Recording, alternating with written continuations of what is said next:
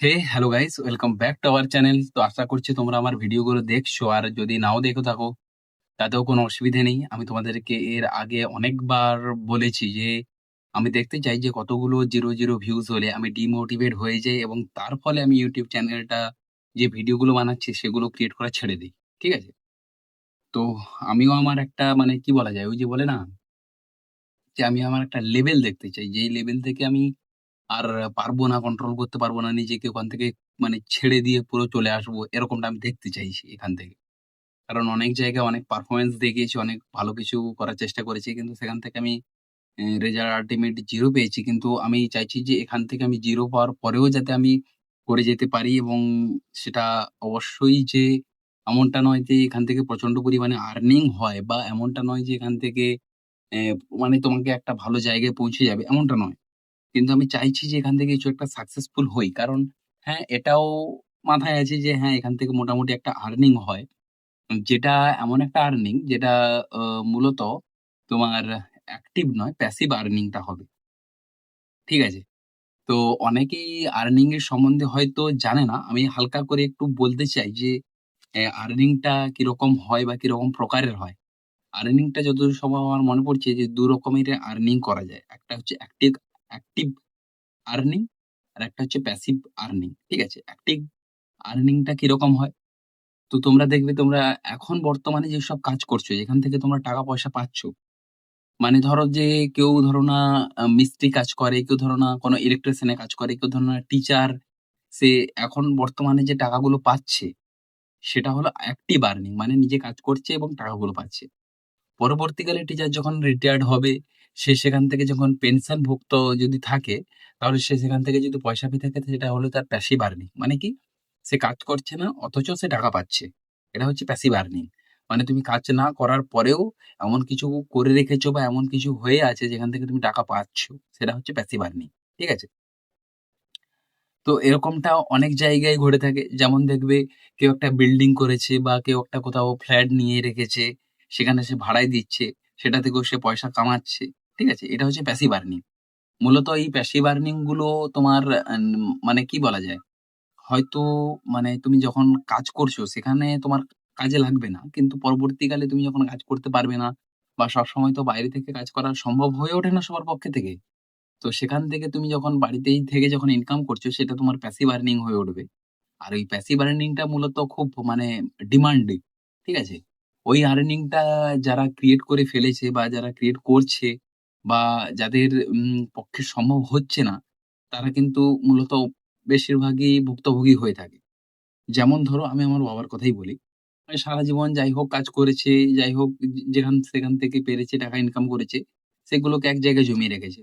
কিন্তু next time যখন বাবা এখন কাজ করছে না, তখন কিন্তু টাকা আর ইনকাম করতে পারছে না। ঠিক আছে? তো সেইটাই কিন্তু আর্নিং টা 0 হয়ে গেছে এই মুহূর্তে দাঁড়িয়ে। ঠিক আছে?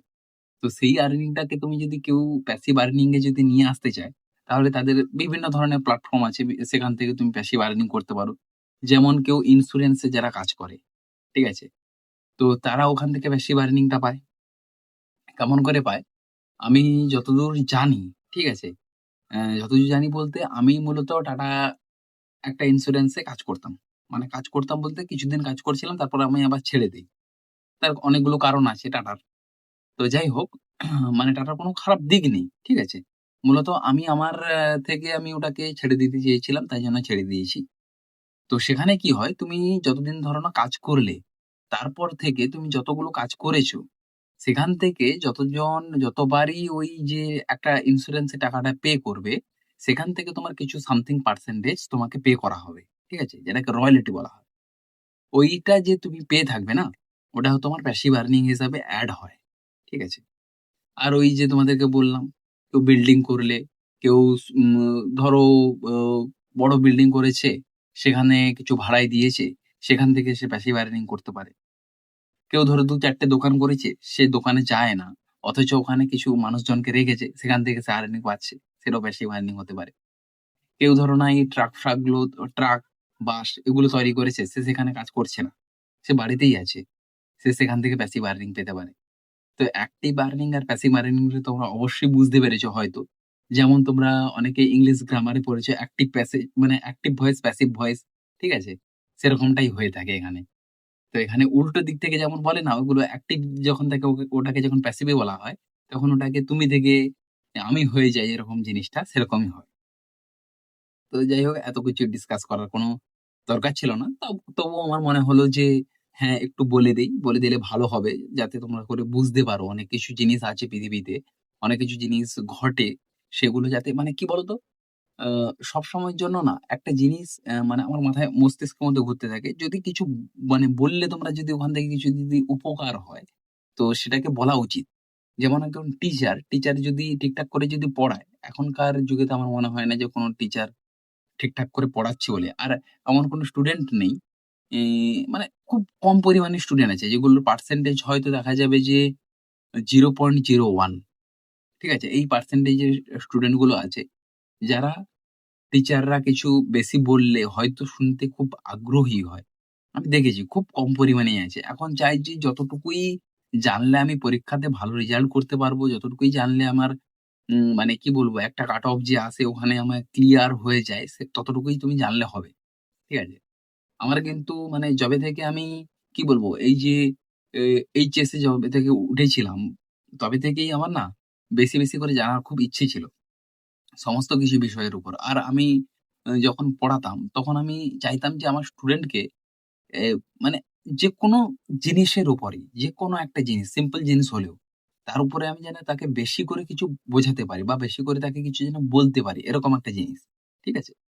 তো সেখান থেকে আমি দেখলাম যে স্টুডেন্টটা বোধহয় ঠিকঠাক নিচ্ছে না। আর তার মানে বাড়ি থেকেই আমাকে বলল যে, "দেখো, তোমাকে এত কিছু বলার দরকার নেই। ওর মানে সিলেবাসের মধ্যে যতটুকু আছে বা ওর সাবজেক্টে যতটুকু আছে অতটুকুই বললে তোমাকে হবে।" ঠিক আছে? তো এইসব আমার যা মনে হয় যে এসব হওয়া উচিত নয়। কারণ একটা স্টুডেন্টকে মানে কি বলা যায়, লাইফে বা যেকোনো সাবজেক্টের উপর তোমার মানে জানার কোনো শেষ নেই। এই জিনিসটা আছে। ঠিক আছে? আমি দেখেছি যে তুমি যতই জানবে ততই আরো মানে ওখান থেকে আরো কিছু বেরোচ্ছে। ঠিক আছে? এই দেখবে যারা পিএইচডি করছে না, এমনটা নয় যে তারা সবকিছু জেনে গেছে। যারা পিএইচডি করছে সেখান থেকেও সে যখন একটা থিসিস লিখছে বা সে যখন ওখান থেকে কিছু একটা মানে বই বা কিছু একটা লিখছে, তারপর লেখার পর ওর মনে হতেও পারে যে, "না, আমি বোধহয় আরো কিছু জানতে পারি। আমি বোধহয় আরো কিছু জানাতে পারি জিনিসগুলো।" মানে জানারও কোনো শেষ নেই আর জানাবার কোনো শেষ নেই। ঠিক আছে? ওই আমি ডায়ালগ দেব না যে, "জানার কোনো শেষ নেই, মার খাওয়ার কোনো বয়স নেই।" ওইসব ডায়ালগ দেব না। ঠিক আছে? ফিল্মি ডায়ালগ। ওগুলো শুট করে না আমার উপর বেসিক্যালি। আর আমি যেসব মানে কি বলবো? এসব মানে ভাবতে থাকি, চিন্তা করতে থাকি যে কিছু একটা জানার চেষ্টা হবে, কিছু একটা বোঝার চেষ্টা হবে। এদিক থেকে, ওদিক থেকে, সেদিক থেকে। এখন তো সত্যি বলতে যেটা, যে জানার জন্য না কোনো মানুষের কাছে বা কোনো সাবজেক্টের কাছে বা কোনো মানে স্পেসিফিক একটা বই তার কাছে যাওয়ার আর প্রয়োজন হয় না। কারণ সবারই বাড়িতে এখন একটা করে স্মার্টফোন আছে আর যেখানে রিচার্জও করা আছে। আর ওখান থেকে তুমি গুগলে গেলে সবকিছুই তুমি পেয়ে যাবে আরামসেই। আর সেখানে তুমি যদি চাও যে এটাকে ডেসক্রাইব করে বলো, কোথা থেকে হয়েছে, কিভাবে হয়েছে, কেন হয়েছে, তাহলে কিন্তু আরো জানতে পারবে তোমরা। আমার মনে হয় এসব জানা উচিত। ঠিক আছে? আর যারা জানে না, না তাদের মানে আমি বলব যে তোমরা বিষয়টাকে এরকম ভাবে নিও না যে হ্যাঁ, একটাই সাবজেক্ট ছোট একটা ওখান থেকে জেনে নেব হয়ে যাবে, ওটা না। ঠিক আছে? আমি যেটা আজকে বলব বলে ভাবছিলাম সেটা আর বলা হবে না। কারণ অনেকটাই ভিডিও বড় হয়ে যাচ্ছে পরপর করে। তো নেক্সট ভিডিওতে অবশ্যই সেসব কিছু ইনফরমেশন তোমাদের জানাবো বলে আমি ভেবেছিলাম। সেগুলো জানাবো। আর একটা জিনিস সম্পর্কে তোমাদেরকে অনেকদিন থেকেই জানাবো ভাবছিলাম। কিন্তু সত্যি কথা বলতে আমি এর আগেও বলেছিলাম যে আমাদের বাড়ি ভাঙা হয়েছে।